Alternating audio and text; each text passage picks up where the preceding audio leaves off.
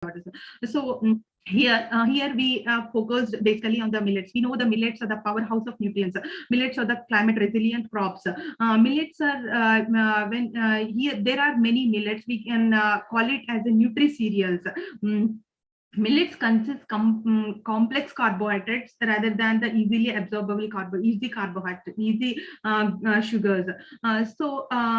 There are many millets like sorghum, pearl millet, finger millet, banyan millet, foxtail millet, proso millet, kodo millet. But in people know only either ragi or jowar. There are many millets are also there. There are many different nutritional profiles are very good in the millets. So here we can see in the country there are different millet grains are available from the different countries. So in India, almost the 38% in India, the major growing, major producer of the millet, 38% almost in India producing. So in India, again, the Rajasthan is producing. They're mainly focusing on the bajra, pearl millet. That is a very good content of the iron. In government is also focusing. These grains, and also they're infusing the different kinds of nutrients in the grain, so to reduce the different malnutrition and anemic deficiencies. So bioavailability also will be increased by using those kind of grains. So in the market wise also, the market, if you can see the market in 2000, there was 9 billion expecting by 2019, and 2030 it was expecting the 12 billion market. We are expecting the growth rate is very much increasing. So in that way, but these are very small grains, the processing is very difficult, but they will give the big benefits. That's what we have focused processing technologies and the easily convertible, and created the different value added products that easily consumption and on the go nutrition. In that way we have created the products. So you can see the nutritional when compared to the rice and other wheat, rice and wheat, the nutritional, the protein quantity is very high when compared to the rice. The protein is very high. With the proso millet, you can see the almost 12%. Almost of the millets, the 10 to 12% of the here you can see the little millet from 8 to 12%. Only the rice is giving the 6%, almost double the quantity of the protein it is giving. So coming to the minerals are also very much important. People either in India, they focus on the high carbs and low protein, but the plant protein and the dietary diversification is it's compulsory. The changing pattern is necessary to combat with the different kinds of lifestyle disorders. Now after the COVID, people got very much health conscious, and the dietary diversification is happening. The health conscious people are focusing on health conscious and focusing on different health products. The capacity is increasing. So the consumption is also increasing. The millets here you can see in 2019 the consumption was 4,000 metric tons. Here if you can see that by 2024 definitely there would be an increase for the consumption, because the health consciousness is increasing. So that's what you can see. I told you that 5 to 6 servings of fruits and vegetables in daily diet is important. Here in India, if you can see, almost India is the second largest producer of fruits and vegetables. Almost we can see the 256 million metric tons we are producing. But the wastage is also happening. So to convert that, the value addition, the post-harvest technologies are also coming. The right technology to convert the control these wastages, the right technologies are very much important to preserve these resources. So in that way we have combined millets and fruits with the vegetables and pulses. So for all these aspects, so we have come up with the solutions. The complete balanced nutritional snacks, the 20 to 25% of RDA I already explained. So these balanced nutrition definitely will reduce the different kinds of malnutrition disorders. And these are we have come up with the different nutritional snacks. Initially we have come up with 3 types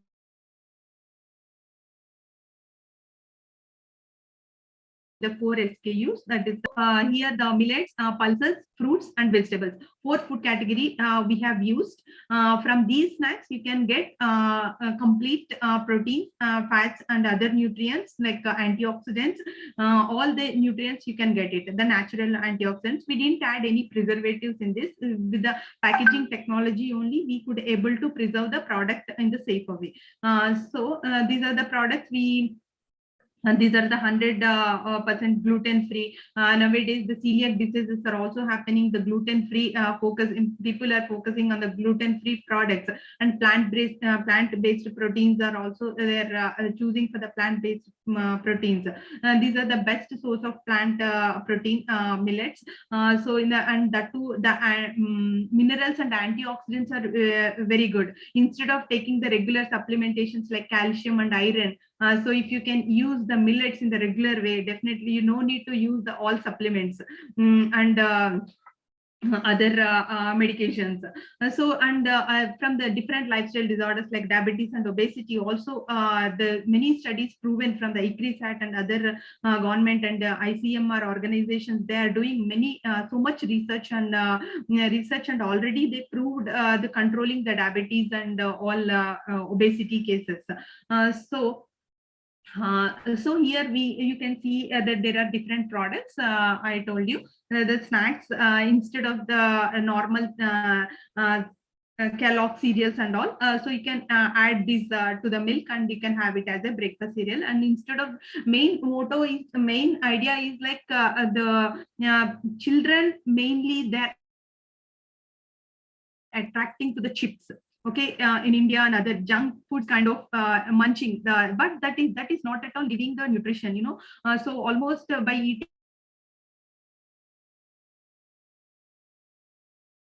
that kind of food, children to be obese and diabetic and pre-diabetics also. Below 15 years, children are there. Going to the prone to diabetic cases. So that in that way it's really a very bad statistics that we need to control that one. So giving the right food in the right proportions in the right age, that is very much important. In that way we have created these formulations. So come in the market, if you can see, we recently come up with the energy bars also. If you can see energy bars in the market, so either you can see high protein bars that will very good, it will give very muscle strength and all. Otherwise they will focusing on the either only energy or protein. But when they are taking the protein, the absorptions also important by taking the other nutrients. Very high protein is also not good for the kidneys in the long term way. So balancing with the other nutrients like minerals, calcium, vitamins, and minerals, all the nutrients definitely will help the absorption. What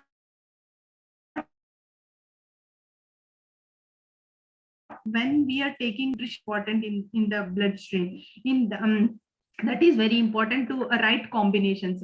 In that way, each combination, the scientific reason for that, there is a scientific evidence for that. When you take the iron rich food, the absorption to absorb that one, vitamin C is very much important. So to absorb the iron, absorb the iron, vitamin C will work as an enhancer to absorb the iron in the bloodstream. In that way, each combination there is a scientific evidence. Ginger and honey, we know the benefits, but we don't give the daily to the we don't give to our children daily. In the snack way, easily we can get it. Yeah, in the chips form, yeah, the another idea is in the chips form only we have designed, because they assume that they're eating the normal chips, but it's a very healthy chips. In that way, we have created in the chips form only we have created the healthy snack. Even now. Children or many parents are sending their children to many activities like sports and that activity.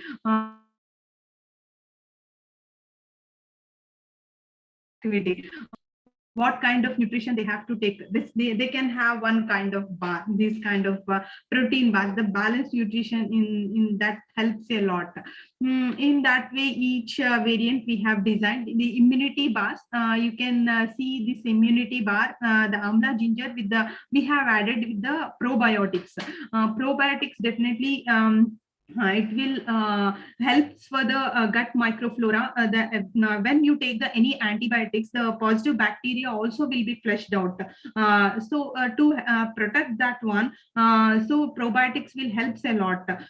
So the gut microflora will be healthy, and the small intestines retain the positive bacteria, and that will give the very good immunity. In the COVID time, we have prescribed these products, immunity bars, to many people. So they really happy and give the very good positive feedbacks.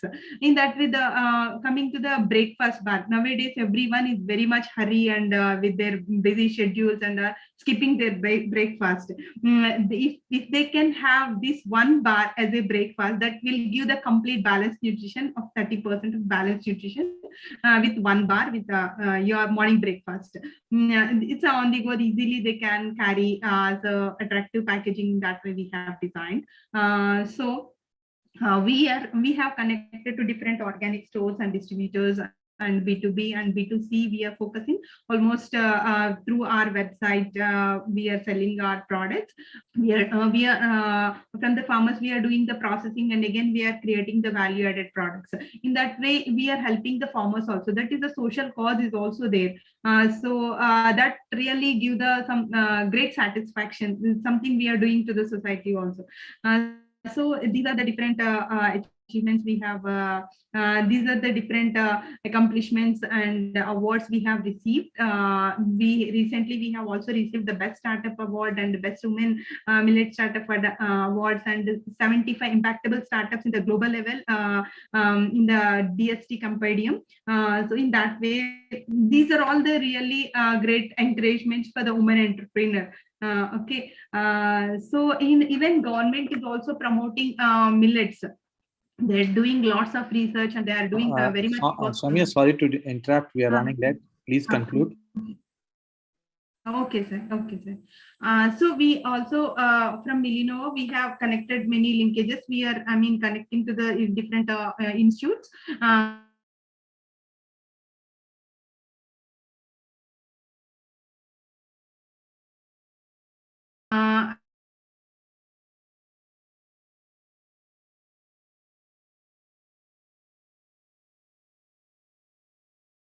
And we are giving the food processing technologies. These are the we are participating. The main thing is we are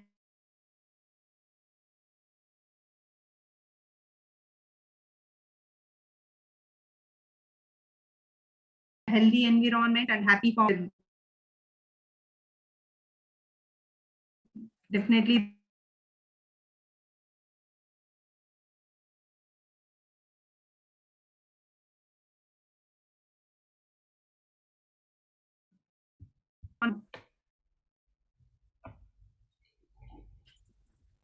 Yeah, we are making the good product, good for you, good for the society, and good for the planet. Thank you for giving me this opportunity. Thank you so much, Soumya. Thank you so much. I look forward to seeing you coming over to Singapore so that we can actually taste the millet-based healthy snacks. Thank you so much for sharing with us.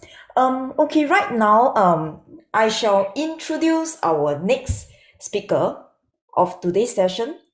Laguana is the founder and CEO of Taxi Growth Strategies, also simply referred to as TGS, a global impact investment and PMO firm. TGS is a preferred authorized training partner of the world's leading association for project management professionals, PMI, and offers a robust portfolio of consulting and training to educators, non-profit leaders, and other categories of project management professionals throughout the world. Laguana's book, Master Grant Writing, A Project Manager's Guide, is an international bestseller and has been lauded as a comprehensive guide that demonstrates how to build and maintain a successful business. She's the Director General for Global Alliance of angel investor and venture capital networks. Today, she will discuss her expertise with us on impact leadership and the Agile PMO by LaGuana Chambers Lawson, founder, Toxic Growth Strategies, United States. Hand over the stage to you, LaGuana. Hello, Dawn. Thank you so much for that fabulous introduction. Thank you. Just to give everybody an update, we have not. Your camera is off. We're no longer. Lawana, your camera is off. Can you just switch on? on it? Sorry. Let me.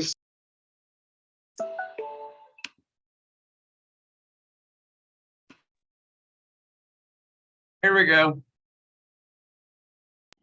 There we go. Okay, Yes. yeah, no, I was just saying that, thank you, Dawn. We are no longer an authorized training partner of the Project Management Institute, but we are a member of their speakers bureau. So we just kind of transformed our relationship there.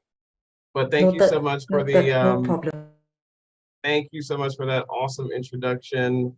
I'm going to go ahead and share my screen so that we can kick off our lovely discussion today of impact leadership in the Agile PMO. I also have a video that I wanted to share, but I don't know if it's going to come through properly, so I'll just leave it and put it in the chat box for people to watch at a later time. So today our presentation is going to be about the Agile PMO and really thinking about what impact leadership is in the context of project management offices. So thank you all for joining us today.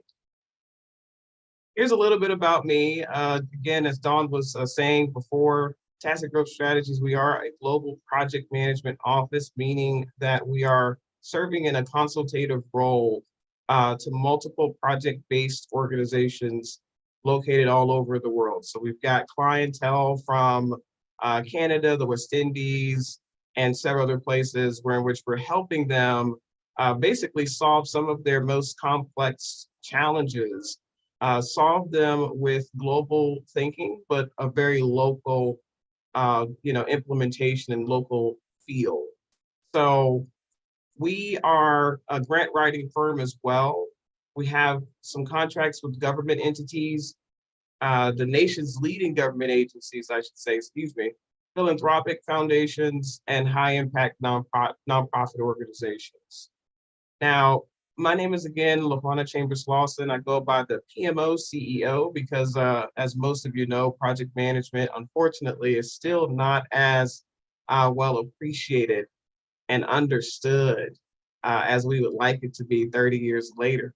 But we are still very much in our nascency as a lexicon. So part of my job as a university lecturer and adjunct professor is to teach young professionals what the significance is of project management and Agile as a culture, more so than a methodology.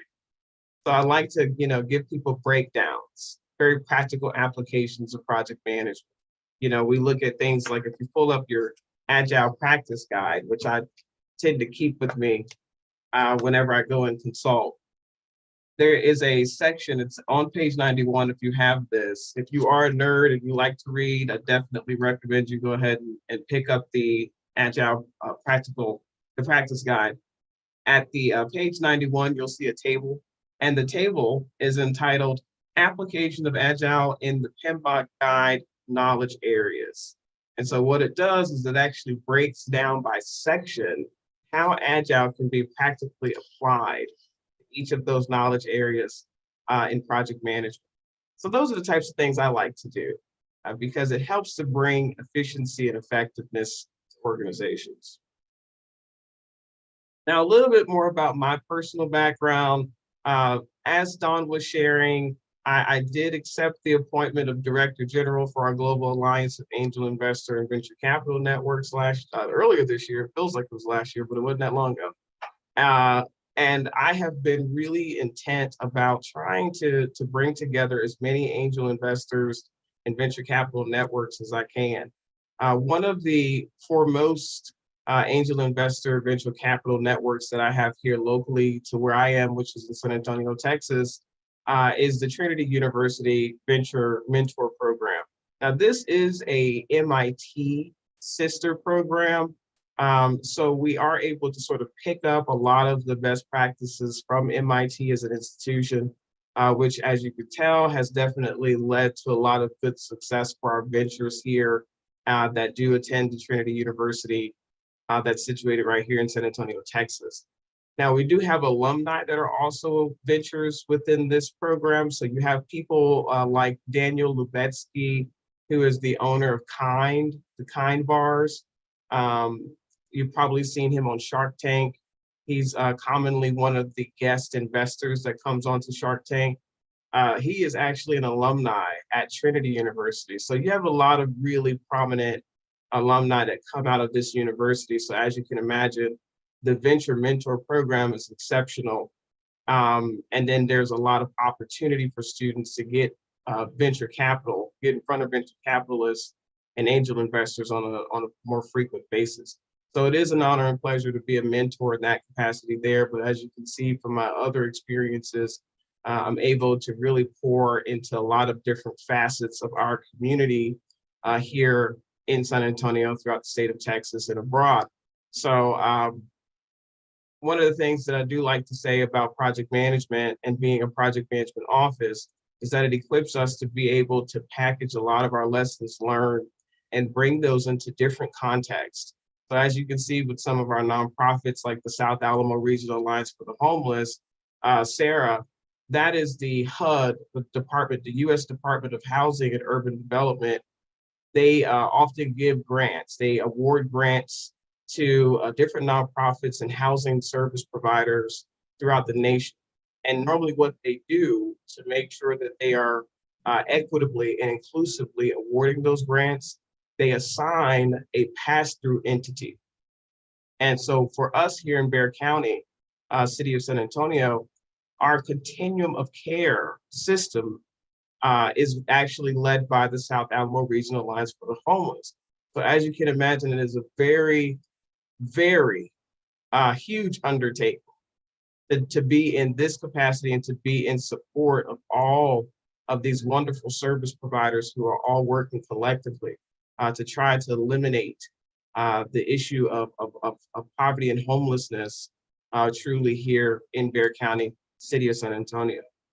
So I could go on and on and on about a lot of my experiences, and what I like to share about some of these experiences is just how transformative it is to be able to apply project management in these many different capacities.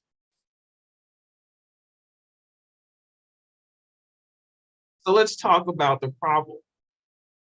What we expect from leaders often does not align with what we hire or employ them to do.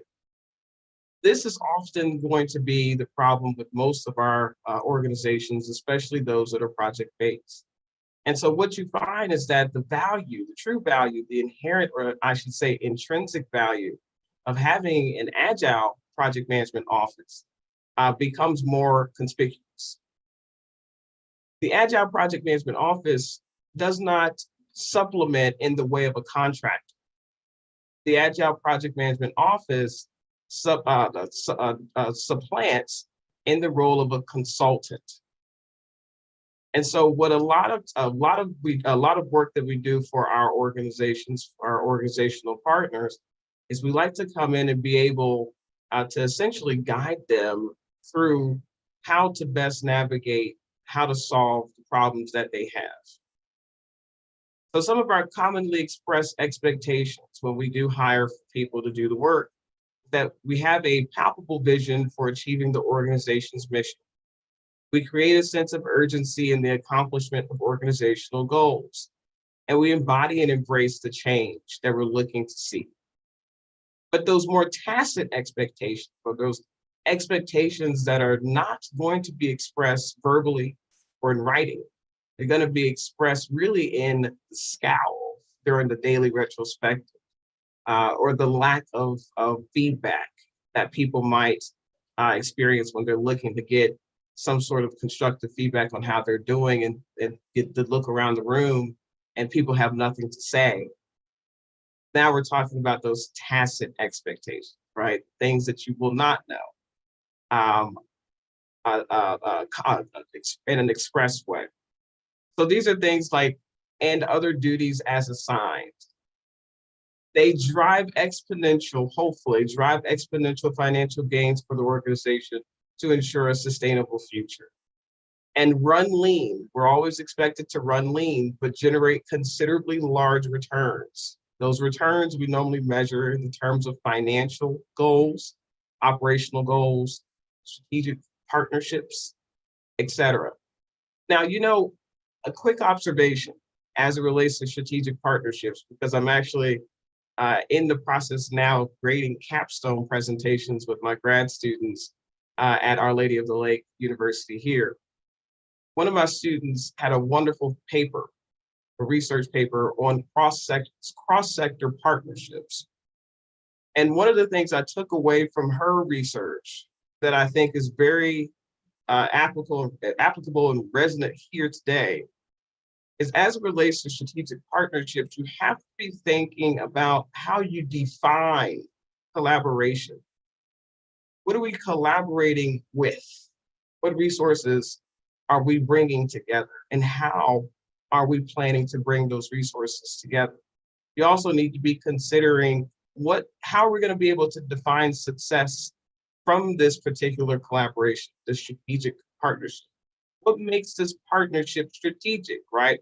So the assumption or the inference of strategic partnerships is that you have some sort of strategic goals in place.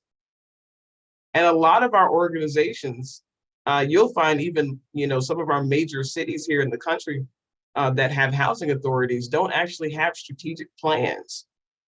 So how can you have a strategic partnership if you don't have strategic plans, right?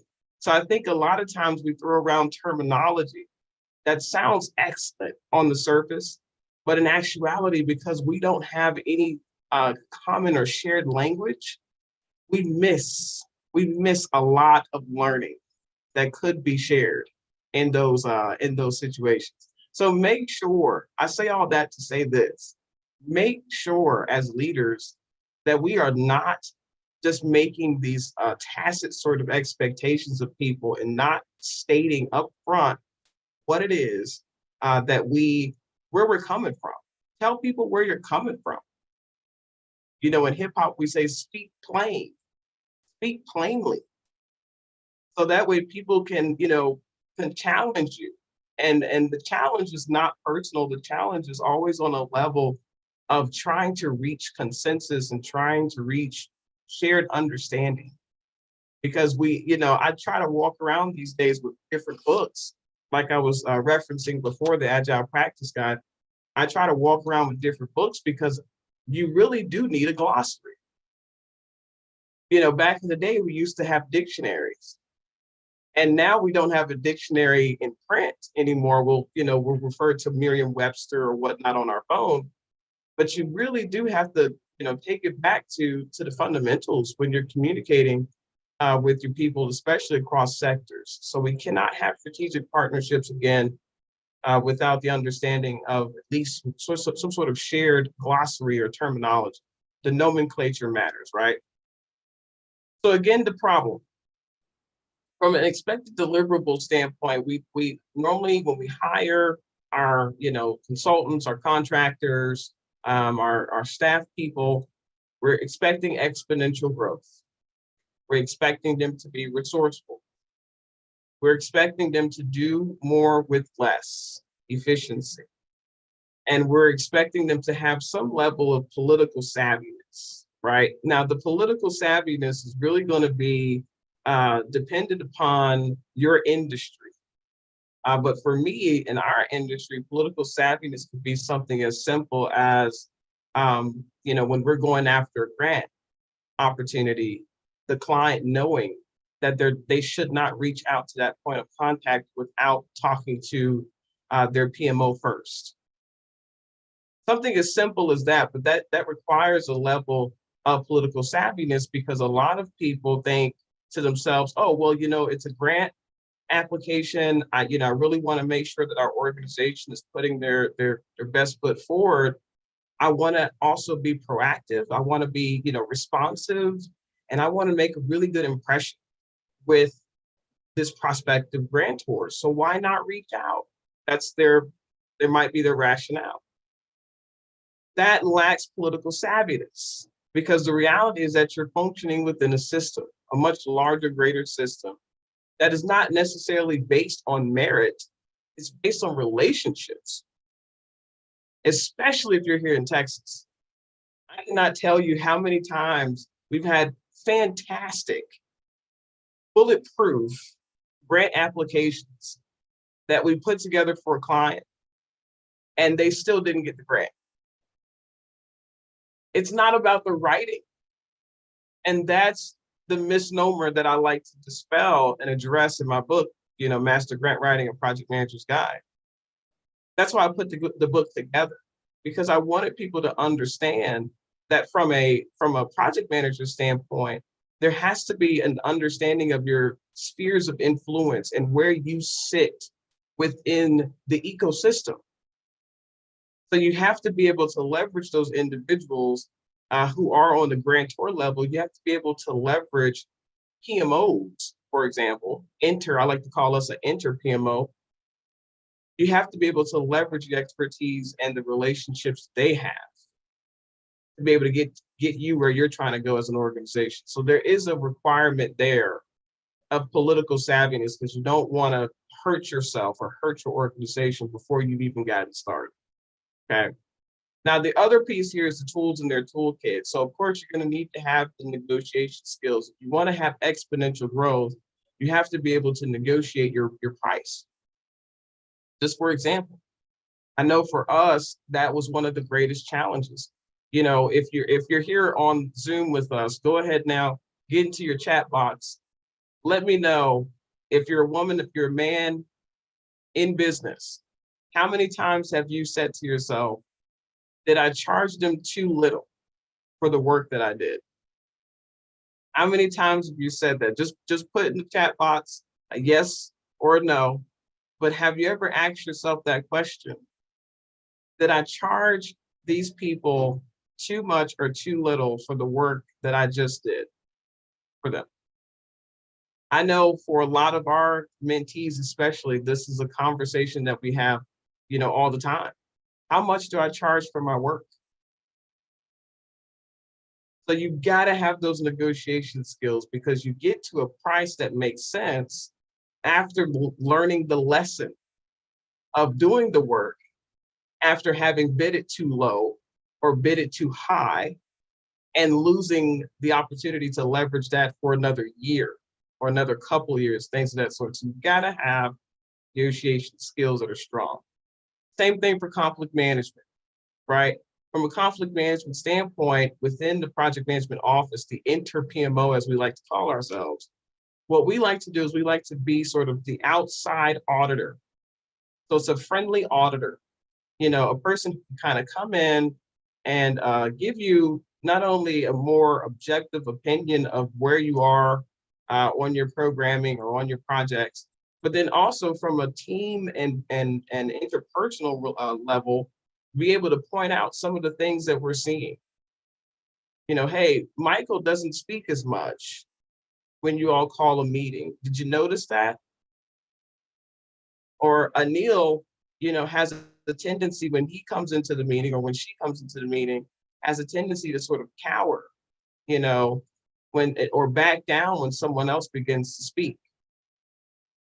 Those are the types of things that we like to do. And then team is the other one that we talk about in our tools in our toolkit. As it relates to efficiency, we want to make sure that we're understanding who it is that's doing the work, what scope of the work are they doing, the aspects of the work that they're doing, are those things commensurate to the actual scope that we hired them to do, right? So some of the times, especially for interns, you'll see this a lot. These interns will come in, and instead of them working really on the scope of work that is commensurate to their title and to their role within the organization, they tend to sort of, work on other projects that really should be for someone of a much higher tier within the organization. So those are the types of things we like to be there to support with as well. And of course, influence. We already kind of touched that with the political savviness. Now I want to, here we go. I want to respect our time, so I'm going to go ahead and move on to the conclusion here. As we've talked before about the solution as it relates to your project management offices, we like to be able to come in and support with implementation. I like to compare the work of a project management office to the work of a classroom teacher. You teach 2 or more subjects. PMOs, like classroom teachers, are leaders with subject matter expertise who are as successful as they are trusted, incorporated, and knowledgeable about their client. Now, often the lines are going to be blurred for PMO leaders, just like they are in the classroom. So as teachers play the role of counselor or even parent, so too can PMO leaders play the role of a consultant or a contractor. You've got to be mindful of the blur there. All right, and so with that, I will go ahead and conclude and tell you all thank you so much for your time. I hope that you enjoyed the presentation. Look forward to talking again very soon. Thank you so much, Laguana. Thank you so much. We have learned so much from you today. Thank you. Thank you for your time. Okay. Right now, let's shift our focus a bit back to trade right now. Sanghrika is an award-winning serial entrepreneur, international business strategist, MICE expert, and event solution provider who founded Commerce Connect in year 2014, specializing developing and assisting government entities and business houses in the high-growth markets of the Middle East, Africa, and Indian subcontinent. Sanghrika is able to strategize events from the enterprise's perspective while being cognizant of challenges and opportunities typical of the region. So today, with her experience and expertise, she will share with us and discuss more about mainstreaming trade to attain the sustainability development by Sanghrika Sahu, founder, Wixpo, Dubai, UAE. Now, the stage, let me send over it to you, Sanghrika. Thank you so much for your time. Thank you.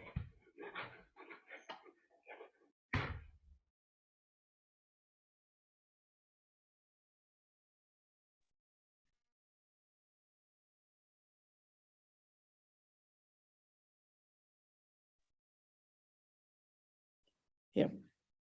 Good evening. And thanks so much, Dawn, for your lovely introduction and really appreciate it. Thank you so much. Today, I'm going to be talking to a topic which is very, very close to my heart. And I started my career with international trade with the UAE government. And this is a topic which has been taking a global stand. And this is why we all are here today. What exactly when we talk about trade, are we looking at? So I would like to explain a little bit on why we're talking about sustainable trade now. Trade is basically a commercial exchange between goods and services. But what sustainable trade does, it creates a social, economic, and environmental fundamentals of principles around here. So when we talk about sustainable trade, we're talking about creation of an economic value. And how do we create this? We want to ensure that there is some monetary benefits when we're going through trade, either to a company personally and to a country. And we want to reduce poverty and inequality across the globe. Preservation and reuse of environmental resources. This is a very, very crucial point. And that's why major companies in the world are moving to sustainable trade. Now, when we talk about sustainability trade, the most important things and the initiatives and actions should be aimed towards preservation of a particular resource. And I love talking about all these 4 resources, which is so important in our today's world. First and the foremost important thing is the human sustainability. When we talk about human sustainability, we're talking about investments into health and education system. And this is very crucial when it comes to services, nutrition, knowledge, and skills for different programs. Natural resources and spaces available are limited. And that's why to create a balanced, continual economic growth, we need to ensure that we have an economic well-being for everyone. And in this context, I would like everybody to focus on the importance, directly or indirectly, towards making of products, provision of the services of broad stakeholders, the human capital in the organization. That's very important for human sustainability. The second point is on your social sustainability. What do we talk about social sustainability? A lot of people before me have covered this. Our important speakers have covered this. It's about communities, it's about cultures, and it's about globalization. That means we preserve the future generation and to acknowledge that whatever we do today has an impact on others and on the world. And what we do over here is we concentrate on the concepts that is cohesion, reciprocity, honesty, and the most important relationships amongst people. And this can be encouraged and supported by government, by laws, information, and shared ideas on equality and rights. The next one is what keeps the capital intact, the economic sustainability. If social sustainability focuses sustainability focuses on improving social equality, economic sustainability helps to improve the standard of living. So here we're talking about the quality of growth matters more than the quantity. New economics inclusion of natural capital, that is the ecological systems that we're talking about here, and the social capital, that is the relationships amongst people. We have to look into all of them, and the challenges of the mantra of the capital of continual growth is good and bigger and better. The next one, what is also a very important topic, is environment sustainability. When we talk about environment sustainability, it is very important that we improve the human welfare through protection of the natural capital. What is the natural capital? We talk about land, air, sea, our minerals, life below land, and life in water, as well as life on land. Both play a very crucial importance. So the initiatives and programs defined here are the needs are important for the future generation too. So when we're talking about sustainable trade and we're talking about the pillars, we have to ensure that we are working sustainability and we're working towards smart businesses. So what do the businesses need to do today? They need to make strategic decisions about how they are effectively incorporating any one of the chosen pillars into their policies and procedures. This is one of my favorite slides. It's on the 4 P's of sustainability. So a lot of problems get a lot of coverage around the world. But what deserves more attention is the plans to fix them. In 2015, the world came together around the ambitious vision to create a safer, healthy, and a prosperous world by 2030.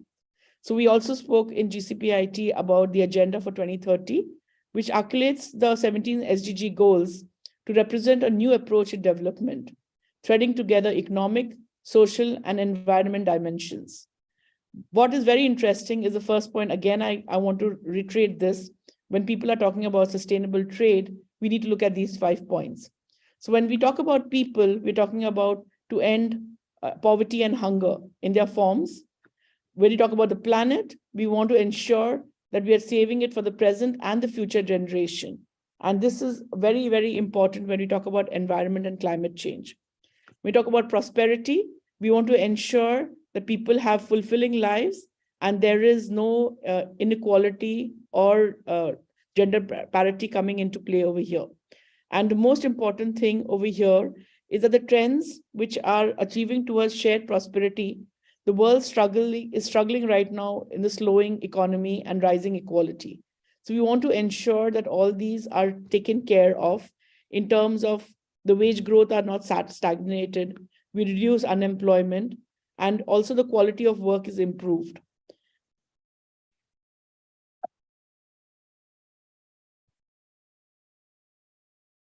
So where are we standing here now? This is what is trade. Trade, whether it's local, regional, or international, it plays a very, very crucial role. And when we are playing a crucial role in this, we need to design sustainable development solutions for it. So how do we design sustainable solutions? We first and foremost start encouraging cooperations, which is one of the strong pillars of today's this particular conference that we're having also. What do we do in encouraging cooperation? By the nature itself, successful trade requires the participants to reach across sectors, regions, and boundaries to encourage some kind of collaborative, multi-stakeholder partnerships. And this is encouraged under SDG Goal 17. We circulate knowledge. Trade does not only move goods, it also serves as a conduit through which we can distribute, share, and exchange knowledge, ideas, innovations, and technologies in the underdeveloped regions. And today in this call, when I'm seeing the topics happening, we come from developed nations and developing nations and underdeveloped nations. So there's a very strong requirement that we have these conversations where we can actually circulate knowledge, expertise, and the other things that we have within our circulation. What is provide access to new opportunities? Trade furnishes people across the world with critical connections to markets, better technologies, financing, and investment, and provides them with tools to increase economies, improve quality of life, boosting purchasing power, and gain food security with zero hunger under SDG goal, SDG goal 2. So what are we talking about here? All this comes under the Agenda 2030. And to achieve a food security, it's very important that we have access to new opportunities. And we generate shared benefits. Trade benefits are bidirectional because sellers and buyers have mutual incentives to exchange goods and services. Both parties acquire access to markets, otherwise would not be available. So people in developing regions, for example, can generate new income for purchase of consumer goods. So those in developed nations may benefit from greater selection and availability of goods and consumers, and the opportunity to sell into growing markets. So when channels are open, both parties come ahead and can have sustainable trade. So when we're talking about what the delivering key sustainable development goals, these are the goals actually that we actually concentrate more on when we are talking about trade. Does cover all the 17 goals, but these are the main ones that we do. So for no poverty, SDG goal number 1, there is an increasing evidence that well-planned and strategic execution trade policy initiatives can impact positively on sustainable poverty reduction. Trade opening also generated higher living of standards with great productivity, increased competitions, and more choice of consumers and better pricing in the marketplace. Zero hunger. Eliminate subsidies that cause distortions in the agricultural market to lead to fairer competitions in the competitive market, both helping the farmers as well as the consumers while contributing to food security. So I feel that this is a very, very strong requirement. And especially when COVID has hit us and when trade was closed, we noticed a lot of the countries that were not having their own food had a lot of issues. So the food security is a very, very important, crucial thing that we need to look into for trade. Good health and well-being, SDG goal number 3. One of the main objectives under this goal is to afford medicines for all. And it's very, very important that when we start doing this, there's a legal pathway to access affordable medicines across the globe. Gender equality. Trade can create opportunities for women employment and economic development. Through trade, job opportunities for women have increased sustainability significantly. Jobs in the export sectors also tend to have better pay and conditions. Export sectors are now important job providers for women in developing countries. Decent work and economic growth. SDG goal number 8. This is very, very important because trade-led inclusive economic growth enhances the country's income generating capacity, which is very, very important because it targets the countries which can be very, very strongly supported. And when we have decent lives, we can always have better sustainable growth. Industry, innovation, and infrastructure, SDG 9. This one we will definitely talk about how technology, knowledge, and innovation is leading to open markets. And when we have this, it does go into industrialization and development. Reduced inequalities. At a global level, when we have a lot of people who are actually decreasing inequality between countries, we can see that there has been a lot of improvement in their work. And if the gap between the rich and the richer and the poor gets reduced, we can see that there's lots of improvements happening through this. Life below water. We can see that a lot of our environmental degradation to our oceans is taking place. And this is really affecting our complete life and ecosystem. So when all these ones which are concentrating on life below water, we can see overfishing, we can see there's illegal and unregulated fishing happening. So it's creating a lot of disbalance across the globe. And the last and the most important one is SDG number 17, Partnership for Goals. For SDG 17 recognizes that trade means of implementation for the 2030 agenda.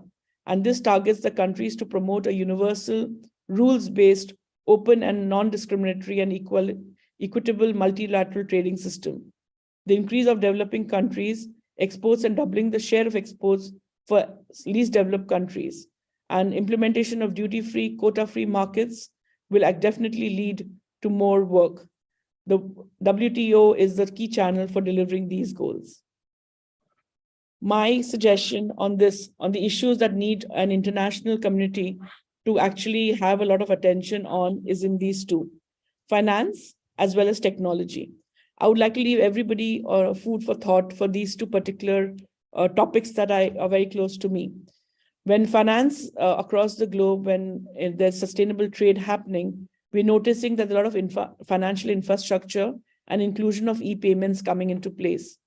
But on the other side, we are also seeing complex and sensitive issues, which include consumer protection, privacy, internet neutrality, competition, and data flows.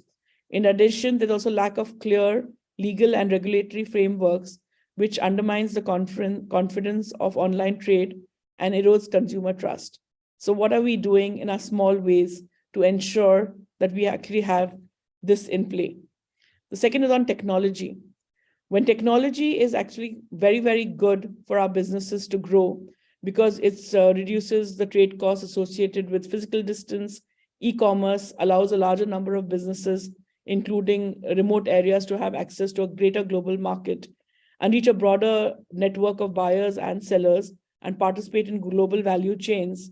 But the flip side of it is not everybody has accessible to internet because purely of the countries that they come from. The benefits of digital trade continue to be unevenly distributed. While some developing countries have made more significant headway in the recent years, others are struggling to keep up. So let's see how our businesses can support and look into these two main important points. My small recommendations on ways to accelerate progress in achieving the SDGs is we need to start strengthening multilateral trading systems and bring the communities more closer. We continue to reduce trade costs, build supply side capacity and trade related infrastructure. So we look at a lot of places where we are seeing people coming forth and building more on supply so that the demand is met across the globe, and focus on export diversification and adding value. Apply flexible rules of origin to increase utilization of preference schemes. Ensure that non-tariff measures do not become barriers to trade and make e-commerce a force of inclusion. And with e-commerce, we've seen there are a lot of benefits to all our countries.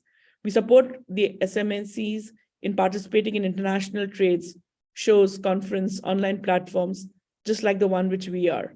And these are small ways that we all can individually support sustainable trade.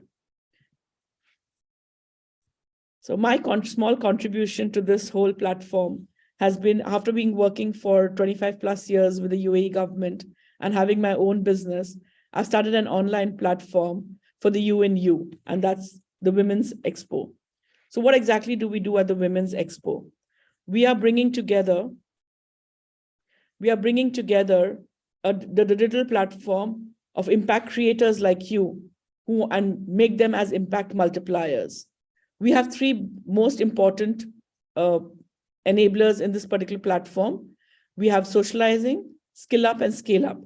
Through skill up, we would like people to get into knowledge, sharing through experience and through education. Scaling up is the businesses, what we spoke about, international sustainable trade. And this is what we are doing right now.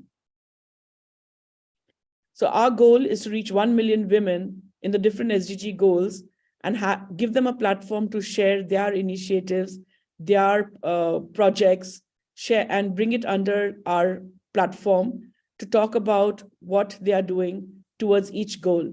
However small and however big, you are making a big impact. And we definitely call you on board to become an impact multiplier.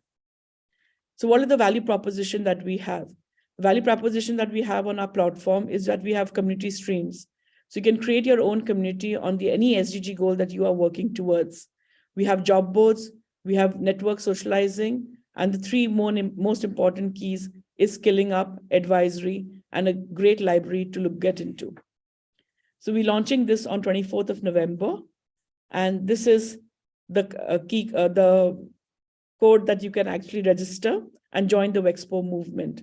I look forward to each one of you being on the platform and sharing how you are actually going to be improving trade, whether you're from a developing country, developed country, or underdeveloped country. I want each one of you all to come forth and create your own multipliers. And so you are already a big example in the world. Thank you. And if anybody wants to get in touch with me, please feel free, and my contact details are here. Thank you so much, Sengvika. We look forward to you sharing the slides with us later. Yeah. Sure, I'll do that. Thank you so much. Thank you so much. Thank you so much. I totally agree with Sengvika that no matter no one's any effort can create big impact as long as you know your purpose. So with that, I will bring you back to sustainable packaging. Okay, previous speakers, we have Anu, who actually discussed with us on plastic recycling, then Michael, who actually inspires us with Industry 5.0, systematic waste management. So now let's invite Anu Chobe, a well-experienced global sustainable plastic and packaging professional and sustainable value chain consultant with more than 22 years rich experience of managing various plastic and packaging projects, who believes in honesty is the best policy. Manage various packaging portfolio of home care, beauty care, hair care, skin care, personal care, dairy, food and beverages, pharmaceutical, Ayurveda, and herbal products packaging. So without further ado, let him discuss with you on implementing genuinely sustainable packaging in a small brand by Anu Chobe, SBU Head Packaging, NPD Quality and Projects Trade, Kings Group, Sabia. Hand over the stage to you. Thanks for the introduction. Thank you so much. Pleasure to be part of a wonderful sustainable packaging conference. And I'm happy to share my view on this particular platform. As the subject is quite broad, and if we discuss in detail, I think the time slot will not be enough for this. But in short and sweet way, I can explain some deep insight of the packaging and the current requirement, which is really very important for the global point of view, or whether environment concern is there. So when I'm talking about the small or big business group, they all are concerned about the packaging. Why? The packaging is something which is visible at the shelf, and when somebody is going to buy something in the supermarket or a small store, the first things comes in their mind is the look and feel of the product. And the look and feel of the product is come from the packaging. If they have beautiful structure, beautiful design of their packaging, it look attractive to the customer, they can easily catch that particular product. Sometimes they don't look into the pricing, they can easily go through the product beauty, and they can start buying such kind of product. But when we are talking about sustainable packaging, now the consumers are well aware about the environment and the global warming and other negative impact on the environment because of the plastic packaging and other type of packaging which is used and creating this carbon emission in the system. So the young generation, especially the age group, if you talk about 15 to 35, they are more concerned about this particular requirement. And whenever they are going or buying something, they always look into the type of packaging material they have used. Then only they consider that particular product to buy.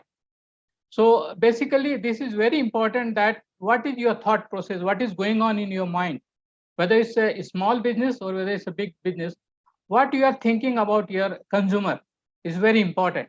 If you are not concerned about your consumer, if you are not thinking much about your consumer, you will not have the proper branding of your product in terms of the current scenario, what is really required. Now, when we are talking about the sustainable packaging, basically this stands for this 3P, which is people, planet, and the profit. So you cannot just end up things having the profit always, because if your customers are not happy with your product packaging, definitely they are not going to entertain this type of product in the market. Maybe the first customer can buy, but the second or third customer will start refusing your product from the shelf.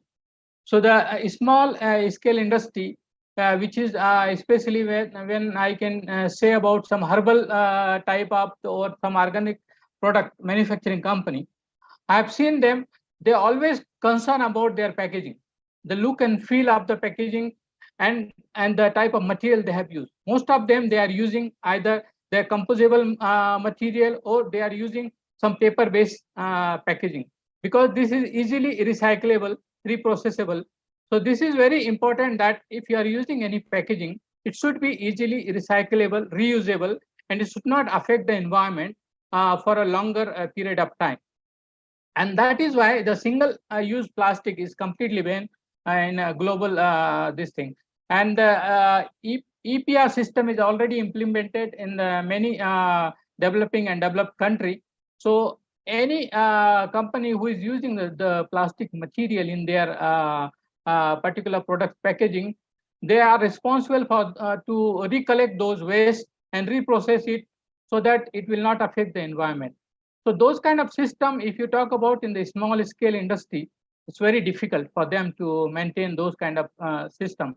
That's why they are more focused into the type of packaging they want to use in their product.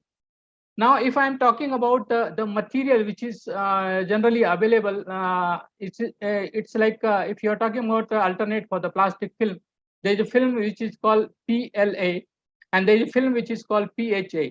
Now, let me elaborate more on the PLA and PHA.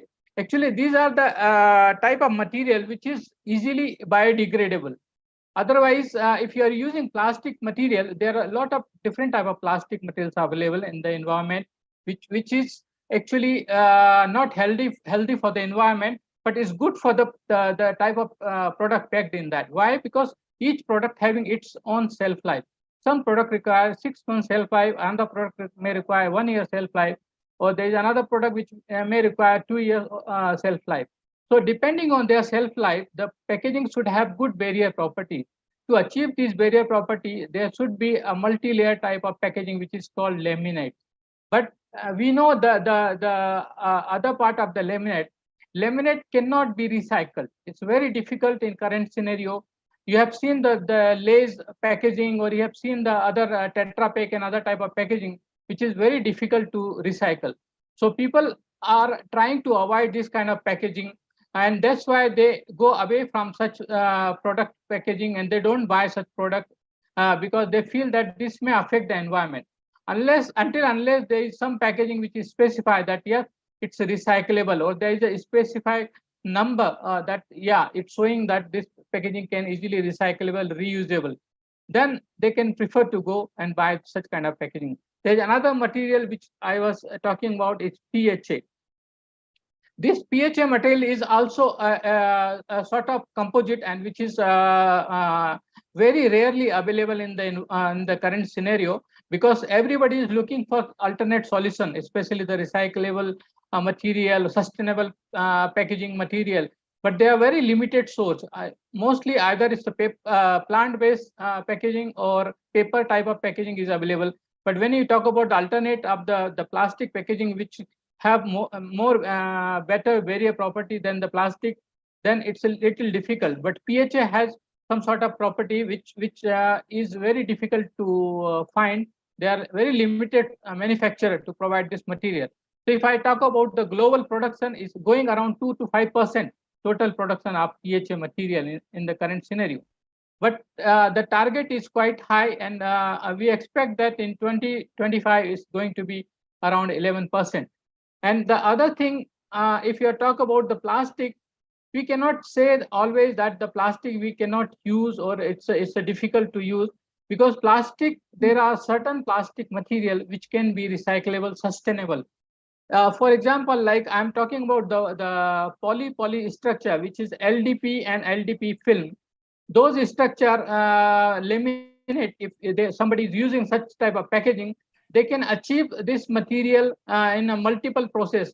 Means you can pack one product, then further this packaging can recollect from the environment and reprocess it, and we can further use it as a plastic material, and we can further pack new product in that. So such type of sustainable packaging is available, or it's alternate. But the only thing is that to achieve the proper barrier property for certain food product, yeah, it's still difficult, and there are a lot of things happening, a lot of research are going on in terms of the development. Now, when we are talking about the sustainability and what is the path forward for people or business to have an active or effective sustainability to protect the planet, for a small business, when they are adopting such greener approach, everyday practice, it's not like daily routine practice, but yes, it's essential. Why? Because they know that they are more concerned about the environment. At the same time, the customer are also more concerned about the environment. And as far as the research is concerned, around 79% customers are changing their buying preference. They are more preferred to go for the social responsible environmental impact and protected type of packaging material, instead of going for any kind of packaging food or any kind of packaging product which they can buy. They are very concerned about this, and especially the young generation who keep on educating the other people as well, that no, we should avoid such type of packaging material which is affecting our environment. So those kind of things are already happening across the globe.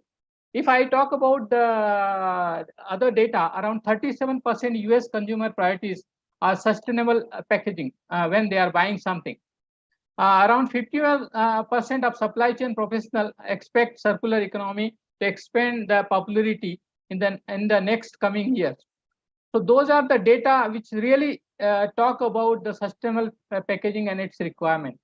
Now, there is another big question: how genuinely this small company they use sustainable packaging in their product? Because as you know, some sort of packaging are very difficult, some sort of sustainable packaging are very expensive. So we have to see both the side of the packaging. So a small scale industry, they cannot afford some sort of packaging. So if they want to go for this kind of packaging, definitely it will be difficult for them to survive in the market or in the current competition, and the cost of living and everything is going up. So there, it's a big challenge for them. So there are very limited skills of this small scale industry, those who are going towards the sustainable packaging. But other company is still managing with the existing system unless there is a strict norms coming from their local government. Then only they can follow the guideline and use such type of packaging. Because the alternative packaging either is the paper-based packaging, but the paper-based packaging has limitations. They cannot have all the food or other product can be packed and get the such shelf life. So there is a limitation. But other than the food product which do not require the shelf life, definitely it can easily packed in such type of packaging material. And if I'm talking about the packaging or its reusable property, we need to concern only three major points, which is the reduce. Means if you are using any packaging material, you should try to minimize the the quantity or the volume of the packaging material in your product. Other than it should be reusable, means if you are having some sort of packaging and if you are selling your product in that particular pack, it should be reusable. So when it is going in the market, if the customer is throwing or selling or something happen, somebody should recollect and reuse, reprocess and reuse it. Means it's going to be recycled. So those three values are very important in terms of maintaining the sustainability. Now we have to see what are the other challenges in the sustainability. Sustainability require innovation. There are a lot of innovation requirement is there. Without innovation, you cannot have such kind of solution. Like how to reduce the packaging. Like if I'm talking about a water bottle, which is around 20 gram weight. Now, if you don't have innovation team, or if you don't have design and development team, you cannot get those kind of packaging in 12 gram weight or 10 gram weight. So if you want to reduce, you have thought process, but you don't have the innovation ideas or team, then you cannot explore. So sometimes this is very difficult for the small scale industry to develop their packaging in terms of the sustainability. Then there's solution, which is I'm talking about the recyclability. When we talk about the laminate type of packaging, which is very good in terms of the external look, because the printing properties are very good, especially the PET and polyfilm structure.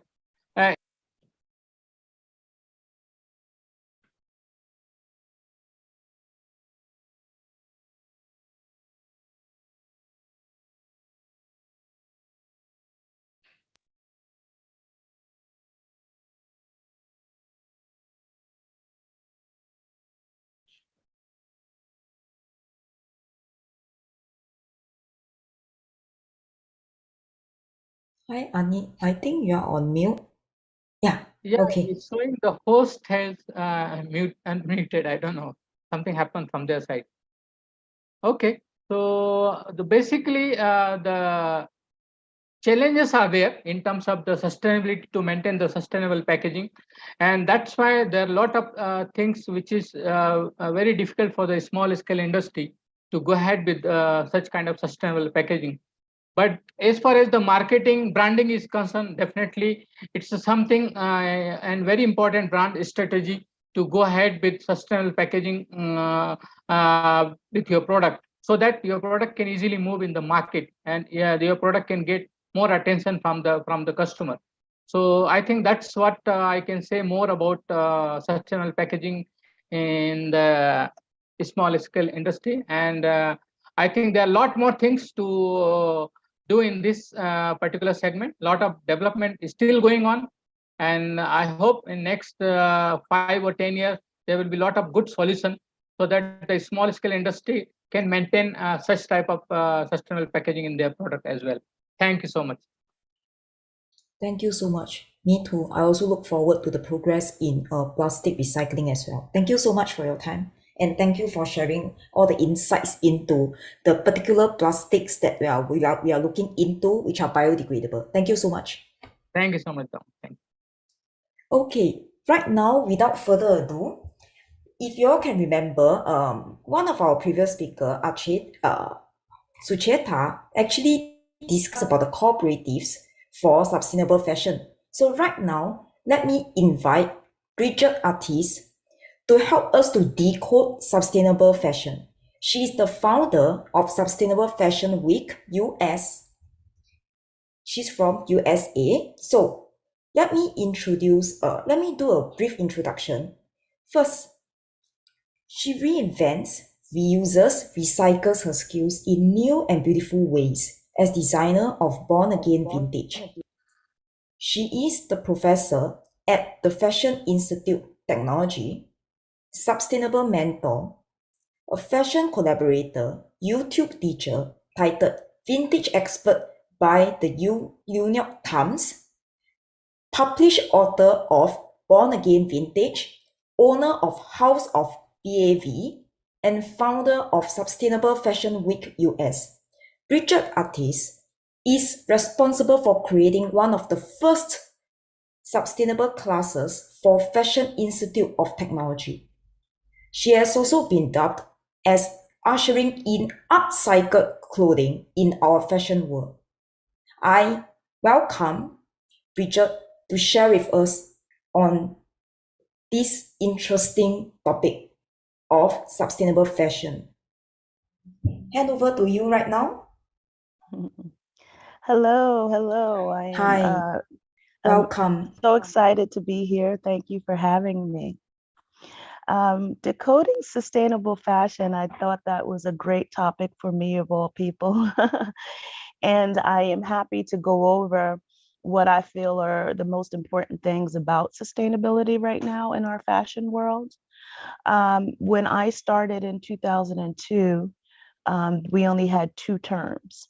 We had green and we had eco-friendly. And you fast forward now, 2022, we have 50 terms. And that's just give or take. There's definitely more than 50, but we have over 50 terms to now define what we are trying to do out here. And to me, that has made things extremely complicated for the consumers, because my crusade and my journey is 100% about spreading sustainable fashion awareness. And so who am I spreading it to? I'm spreading it to the consumers that are either confused by it or really just don't know the definitions of it. And they want to, consumers really want to do better. I think that we have, like I said, created this pattern, holding pattern of constantly renaming and redefining a very simple solution. Because you have to understand that before sustainable fashion was introduced into our world, we were all a sustainable people. You know, it was something that was always very natural for us to, you know, put a patch on a knee of a pair of jeans that we got a hole in, or take out the hem of a pair of pants that became too short. You know, we did this naturally because that was just the way we were as human beings. You know, something shifted, of course, when, you know, fast fashion was introduced to our world. But at the same time, that's still who we are as people. So I think, you know, I just wanted to go over briefly the 50 terms that we have now created in the past 10 years to describe what we've been trying to do to kind of combat the environmental damage that fast fashion has done. The first term is cradle to cradle. So, you know, everybody that's on this panel, they probably know, you know, most of the 50 terms. But like I said, who I try to impact, or who my talks usually refer to, are consumers that don't know anything about any of this, you know. So, you know, the first term is cradle to cradle, and that's the term that stands for the practice of manufacturing biodegradable clothes using raw materials that causes no harm to our environment, of course. And then you have sustainable fashion, which is the practice of creating a balance between manufacturing and designing processes to produce sustainable clothing options. Then you have cradle to grave, which is a term used as a product. It's tested for its environmental impact for the production to disposal. And then we all know what fast fashion is. You know, fast fashion is the process of manufacturing cheap clothes based on recent trends, and all these turn to waste once the trends subsides. And slow fashion, circular fashion, and eco fashion could all be grouped up in the same, but they all have different definitions. Slow is the sustainable fashion term, represents the production and the distribution of better quality clothes. These clothes last longer and have minimal impact on nature. Circular fashion is a practice of producing clothes and accessories to recycle them in the future. While eco fashion is a sustainable practice meant to manufacture clothes that benefit people and the environment. So now we also have fair trade fashion and vegan fashion. I think we all know what cruelty-free fashion is, and we definitely know what greenwashing is. So greenwashing is the process of creating a false image of the company. Now, and I'm going to stick there for a little bit, because that's definitely an area that we've had a lot of trouble with. So, you know, in my history, like I said, been in this for 20 years, And because I go from community to community, city to city, I feel like the more we can educate these consumers to get back to really appreciating their clothes is where we need to really start. And when you have greenwashing, you have these companies that consumers love. And so they're glad that they're introducing these sustainable practices. Unfortunately, it's just, jargon and it's just wording. They're not actually doing anything. And so we have to be really careful with greenwashing, because greenwashing are usually the bigger brands, the corporate brands that just want to kind of get in on the trend. And when you have consumers that really don't know the difference, or it's hard to distinguish who's real and who's not, that's when we get into a lot of trouble with supporting the wrong brands and the wrong companies, and they're not actually sustainable. Then we have minimalism. And minimalism refers to conscious consumption of clothes and the way people buy fewer clothes and wear them longer. So right now we are at 60% higher than 10 years ago on how much we're buying. So consumers are buying 60% more than they were just 6 years ago. And to me, that's scary statistics, because at that rate, there's no way we can keep up with the post-consumer waste. That's the part that gets a little tricky. So at number 13, I have recycling, which we know what it is. Now, upcycling. Now, upcycling is probably, and it's not just because my brand is upcycling, I promise, but upcycling is, to me, is the best way to be able to tackle post-consumer waste. And when we find out the statistics behind upcycling, we're only upcycling 1 to 5% of items that are going to the landfill. Now that is a huge issue, because we could upcycle at least 60% of that stuff. But for some reason, there is a disconnect on those clothes going to the landfill and those clothes reaching back to businesses and brands that could actually do something to it. So 1 to 5% is definitely not acceptable in regards to upcycling, because that, to me, like I said, has the most unlimited possibilities in regards to what we could do with post-consumer goods. And as somebody who has turned jackets into pants and pants into skirts and skirts into blouses, I know the potential of it. So it's not something that, it's hopeful. It is something that we could actually achieve. And like I said, to me, it's about getting to the issue of the disconnect and why we see such a low percentage of upcycling. Why can't we get more of those post-consumer goods to the people that could actually upcycle them? And at the same time, we are also, in the same vein of upcycling, we are also dumping loads and loads and loads and loads of clothes into African regions. And that's something too that is not productive for anyone, except for the people, of course, that are dumping it. But, the African regions actually have nothing to do with these clothes. Very, very small minimum of those clothes are getting used or put to use for things that they can be used for. Most of it is them trying to figure out where they have to dump it to. So that's another key part of this process that I feel that we haven't tapped in on yet. We need to be able to turn those pounds of clothes that are being dumped into revenue for these communities that need it. These are the communities that need it the most, but meanwhile, they're the ones that getting dumped with these pieces. So there's just a lot of disconnects in the whole sustainable fashion industry. And, don't get me wrong, because I have been in this for this long, I have got to witness the amazing initiatives, just like this platform. I've gotten to see and be a part of a lot of people that are doing a lot of amazing things. I just feel like that we might be in a slight holding pattern in regards to doing the same things. I just think it's time to maybe ruffle some feathers, do some things outside of the box. So then we could push those percentages up, because it's just, like I said, for me as an upcycler, it's really hard to understand a number like 5%. When I know that so many people know about sustainable fashion now, and I know that we have these big conglomerates that are now joining, jumping on board, and they're enlisting names like Kardashians and names that have all of this heavy weight. I would love to see all of that translate into a higher percentage.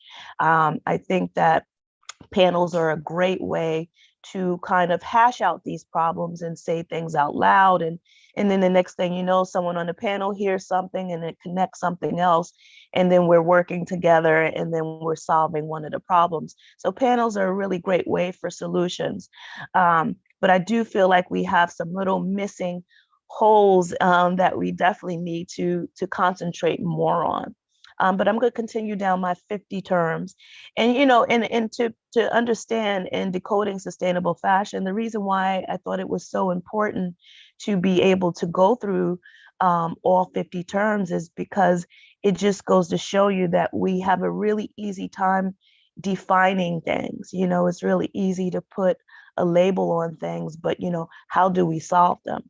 To go from two words in sustainable fashion in 2000 to have over 50 for the same exact things that we were doing 20 years ago is a bit confusing, and especially if you're not a consumer. I mean, oh,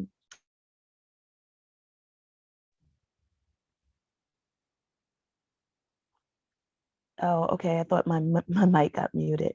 If you're not a business or organization in the industry, I would get turned off if I had to research 50 different terms to understand what it exactly is. It would definitely make me a little harder for me to understand it, and why should I support it if I really don't understand it? But after upcycling, we have downcycling, which is the opposite of upcycling. That's the process that involves sending products to waste because they are less value and they lead to pollution. We have transparency. Now, transparency is another word that I would like to stick on for a little bit, because I think transparency gives us that amazing opportunity for brands to be able to prove that they are sustainable. I think we should utilize or make people a little bit more accountable with being transparent. And maybe we don't have to put it on the labels, but it should definitely be in every business mission statement on how their products are made and what makes their product sustainable. I think if we had access to that information easily, I just think it would be an easier choice for consumers. If I could go right on their site and I could see exactly what it is that makes them sustainable, how they make their process, their manufacturing, who dyes it, where the dyes are coming from. And sure, it would be a lot of work at first to get all that information, but once you have it, it's there, and then consumers can make the choice on whether to support or your business. Traceability is another one.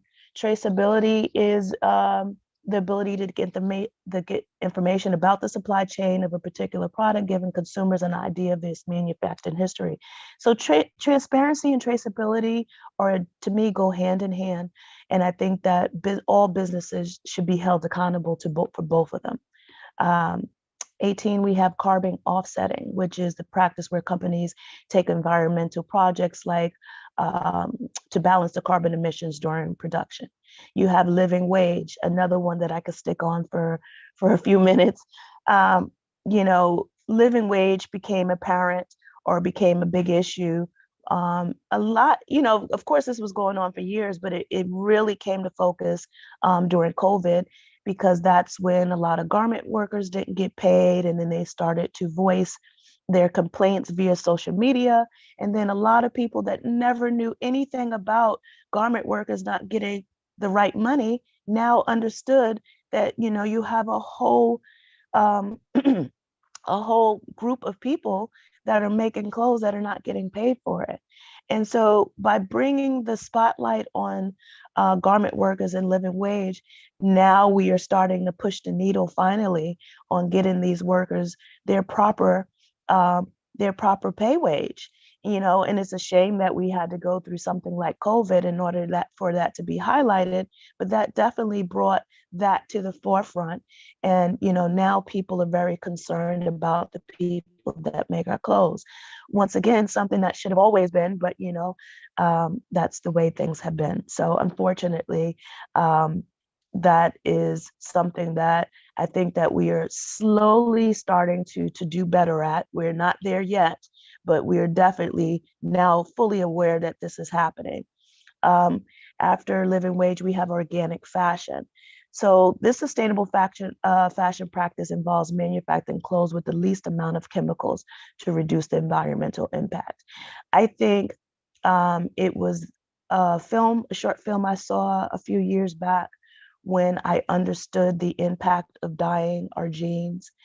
It was a village in India, and forgive me for not remembering the village, but it was a whole family that was walking around from head to toe blue from dyeing our jeans.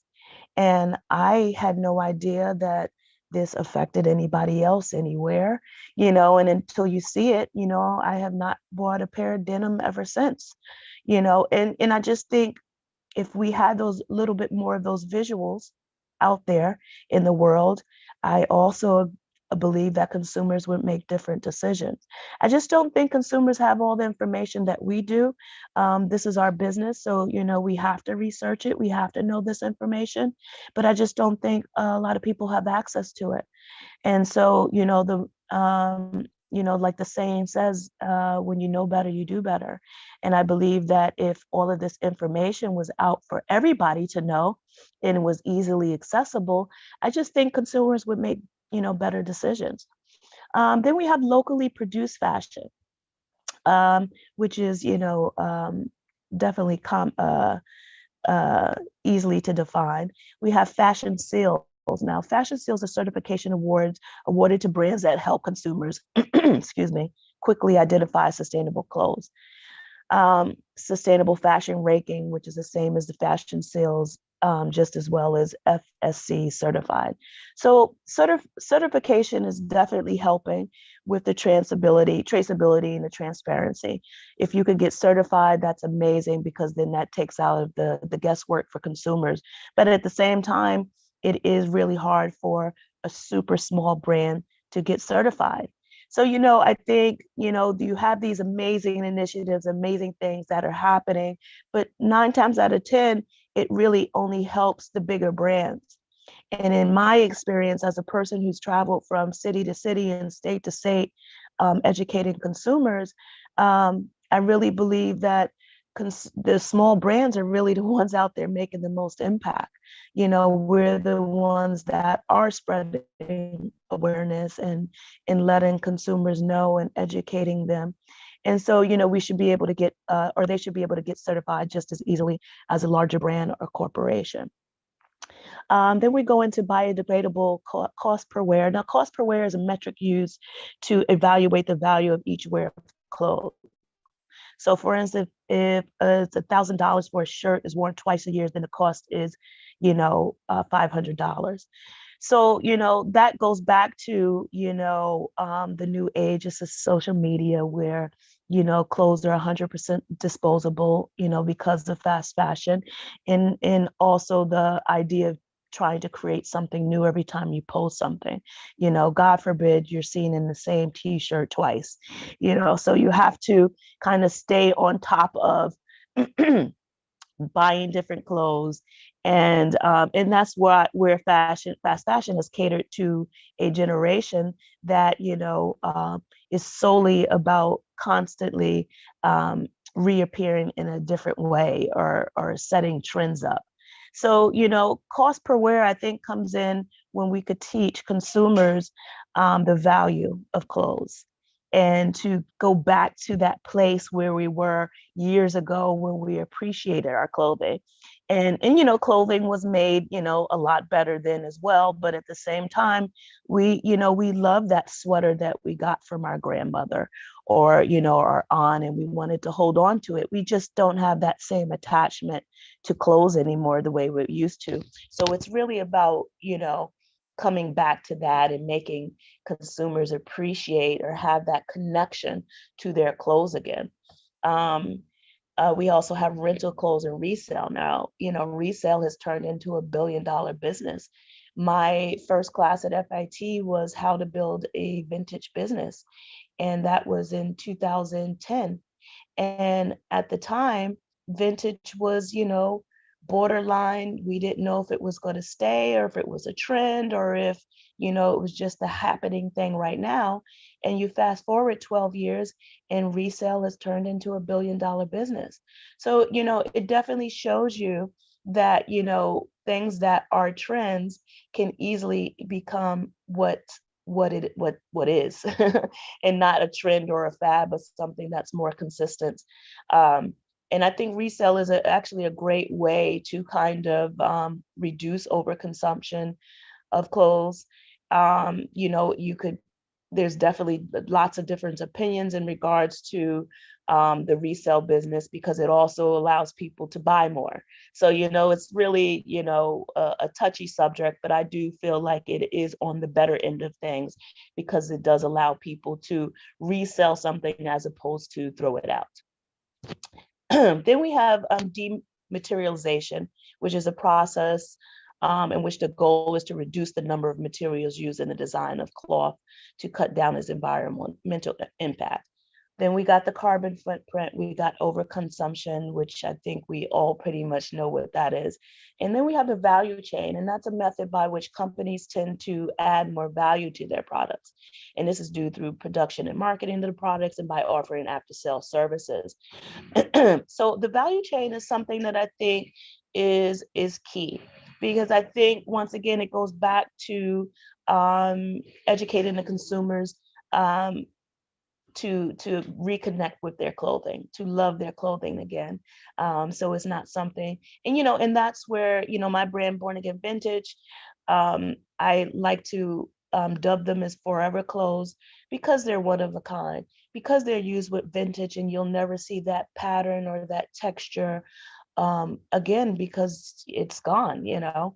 The silhouette is usually made so it could be worn a couple of different ways. It fits a couple of different sizes. So that's something that's definitely going to linger in your closet a lot longer, because it has a lot of different multi-diverse ways to be worn. And so I realized that, you know, probably by happenstance, not necessarily as a particular way I wanted to create. It was just the way that I actually happened to create. And so, but to be able to see customers constantly come back with the items, and, you know, to show me the wear of it, and they still have it after 5, after 10 years, and how they'll never get rid of it. You know, that is how we should be creating in mind, with knowing that our consumer is going to love it and is never going to want to get rid of it. We also have the GOTS certified, which means that the product is manufactured by a brand that meets the global organic textile standards. Zero waste fashion is using pretty much, there's no or little waste in your production, which is a lot of which is the way a lot of people create nowadays, is by having little to no waste, which is another great way to be sustainable. We have compliance, which I think we know what compliance is. We have the conscious consumer, and in the conscious consumer, and just think that number is definitely, that's probably the fastest growing number. So that's something that should make us all feel good, to know that more of us are becoming conscious of their ethical choices in clothing, and buying a lot smarter. So when you have a conscious consumer, 9 times out of 10, they're spreading that awareness to family members and friends. And so it gets bigger and bigger and bigger.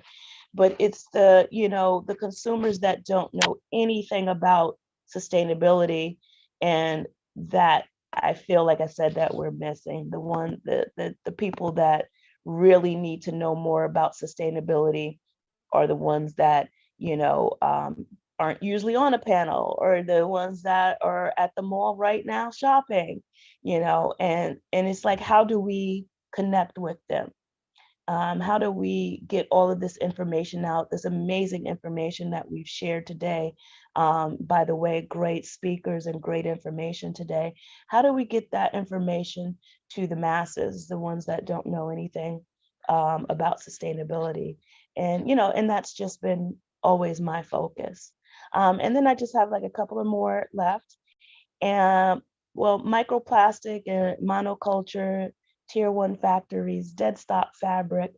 Dead stock fabric is actually, you know, not necessarily a problem, but there's definitely a lot of businesses out there that keep their unsold items sitting in a warehouse and just sitting. And these are the dead stock items that I was talking about earlier that easily could be upcycled.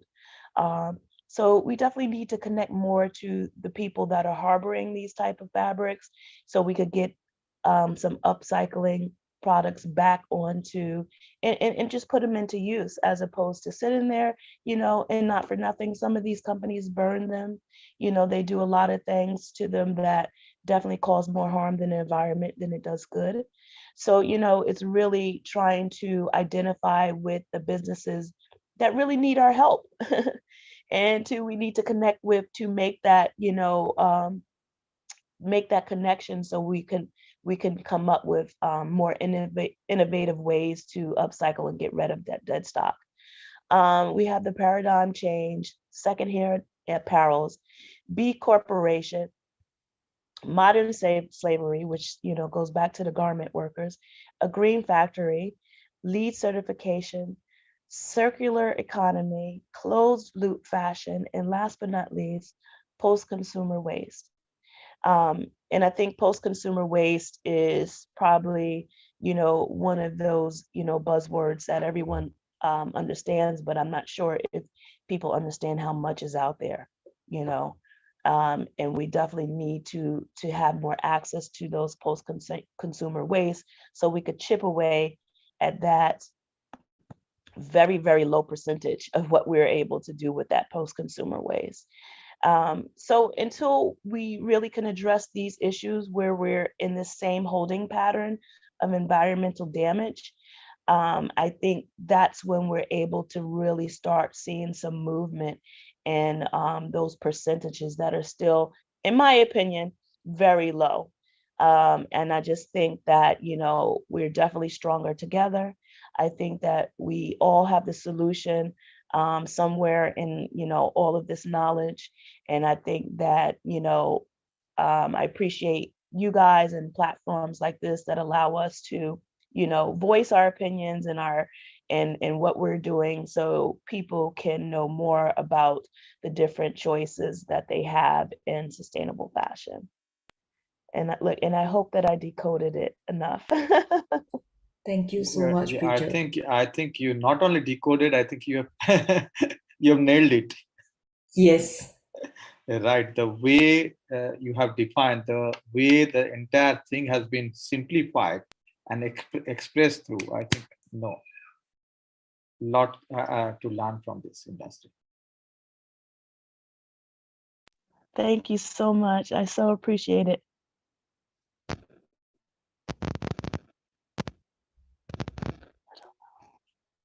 Yeah. Dawn, you can move to the next. Hi.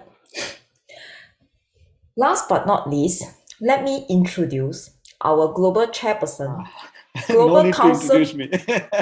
I don't need. No, I'm just kidding. Okay, I think let's have a little bit of chat here. I think you have been tirelessly working for last 4.5 hours. You need a little rest. So let's discuss. Sure. I think we have got Sucheta. We have got, I think Michael is also there, who have been talking about. Okay, Michael has left. So from morning, I think we have been talking a lot. Yesterday session was something different, but today we have emphasized on various key points that I think the Global Council can promote it. Right? Sustainable Development Goal, Sustainable Development Summit in second edition of it, we have underlined guidelines that we are going to talk about more on cooperatives. We're going to talk about circular and creatives. We are also going to talk about how to bring MSMEs into the system so that MSME has got a larger access and they can contribute back to the sustainable development goal, to the sustainable economic development, right? So I think our great leaders, one of the great leaders by name, Sucheta Acharya, have really have done a good job by talking on or emphasizing on the points and the importance of cooperatives in terms of promoting sustainable fashion. On the other side, even our chief guests also have talked about how cooperatives can contribute back to building the sustainable economic development. And he articulated various cooperative movement and the initiative that is happening in India, and dairy industry is one of such case study where we can learn a lot. It is not a typical cooperative because when each and every stakeholder come together and see that they are not only just a executor, but they are a decision maker in the game, and they have got an equal right to bargain. They have got an equal right to ask more. I think the cooperative has got much more to do it. And recently I had an opportunity to visit Hyderabad where Sucheta stays. And we also had 10-15 minutes of discussion. And yeah, we have connected Dawn that time over call. And we have been talking about certain, taking up certain project, sustainable fashions to Singapore. On the other side, we also have been talking about that how we can make MSME get access to capital and access to finance. That is the biggest challenge. So we have been thinking of setting up a cooperatives and making each and every members the owner of that particular organizations, and so that they'll be able to access the funds at a much more lesser price, because most of the micro entrepreneurs, the biggest problem they suffer is access to capital. And whatever the finance is available, access to capital or access to finance, whatever is available, that is also heavily priced. In India, we are typically experiencing that microfinances, the micro entrepreneurs are getting finance from the microfinance companies at a rate of 40%, sometimes it's 50%, sometimes 60% per year. Can you just imagine a micro entrepreneur who is just looking for a loan of 10,000 to 20,000 or 100,000 rupees in Indian rupees, or let's say it's something like $1,000 in US, and they have been charged something about 40%, 50%, and 60% of the interest rate, right? So I could understand that the amount of risk associated with these micro entrepreneurs is high, but they are the most trusted partners in the game of the growth that is called the growth of the economy.